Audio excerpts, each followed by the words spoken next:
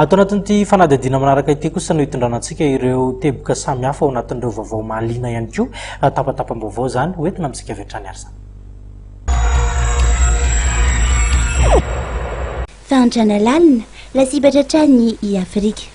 Afrique subsaharienne no lohalisitra amin'ireo firenena mbola miaina ao anatin'ny fantrana lalina. Ny raika amin'ny 500 ponina no miaina ao anatin'izay fantrana izay ka mikarama latsaky ny $5 isan'andro. Midina 330 fizantsalanisa izany ho an'ny Azia Atsimo ary ny 900 ponina ao Azia Atsinanana sy ao Pasifika irery ihany no miaina ao anatin'izany fantrana lalina izany.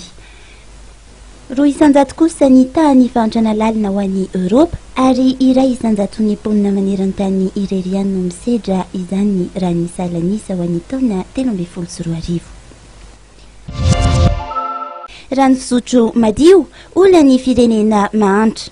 Raha ny salanisa navoaka ny IRD nozohina dia olan'ny firenena mahantra sy ireo firenena andalam-pandrosoana rehetra ny rano fisotro madio tonga any amin'ny isan-tokantrano.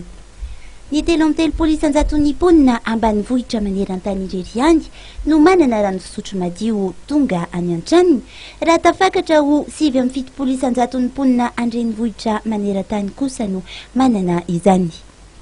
Ho an'ny firenena andalam-pandrosoana kosa nefa dia mbola ny 300 ponina amin'ny tontolo ambanivohitra irery ihany no manana rano fisotro madio ary ny 230 ponina andrenivohitra amin'ny firenena andalam-pandrosoana no manana izany rano fisotro madio izany isan-tokantrano.